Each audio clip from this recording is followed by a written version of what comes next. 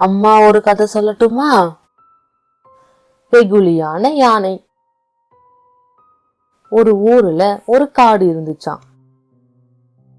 அந்த காட்டுக்குள்ள ஓநாயும் நரியும் ஒரு மானை வேட்டையாடி சாப்பிடும் போது அங்கே சிங்கம் வந்துச்சான். அந்த மான் தனக்கு மட்டுமே வேண்டுமென சிங்கம் நினைச்சிச்சான்.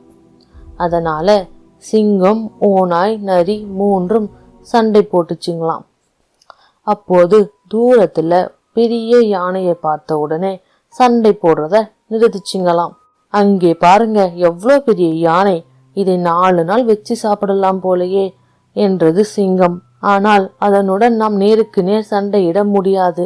நம்ம 3 பேரும் நண்பர்கள்னு யானையை நம்ப வச்சு அது அசந்த நேரமா பார்த்து வேட்டையாடலாம் என திட்டம் போட்டுச்சிங்களாம். அதன்படி 3 தந்திர விலங்குகளும் யானையை வழிமறைச்சி, யானை நண்பா, நீ ஏன் உணவு தேடி அலையிற?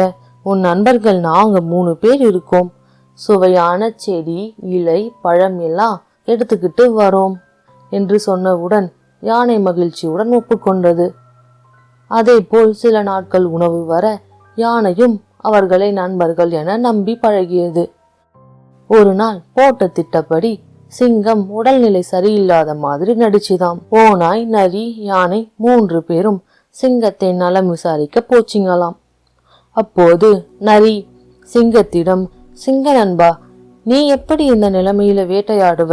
பேசாம என்ன நீ சாப்பிட்டு உன் பசியை போக்கிக்கோன்னு சொல்லிச்சான். சிங்கம், வேண்டாம், நீ என் நண்பன், நான் உன்னை சாப்பிட மாட்டேன் நண்பான்னு சொல்லிச்சான். அடுத்து ஓநாயும் அதே சொல்ல, நீயும் என் நண்பன் தான்னு சொல்லிச்சான் சிங்கம்.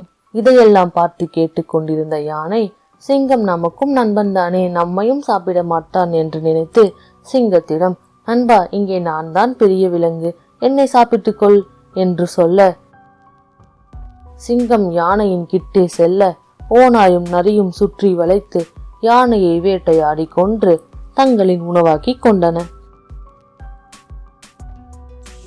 கூடா நட்பு கேடாய் முடியும். இந்த வீடியோ உங்களுக்கு பிடிச்சிருந்தா லைக் பண்ணுங்க, ஷேர் பண்ணுங்க, சப்ஸ்கிரைப் பண்ணுங்க, மறக்காம பெல் ஐகானை கிளிக் பண்ணுங்க.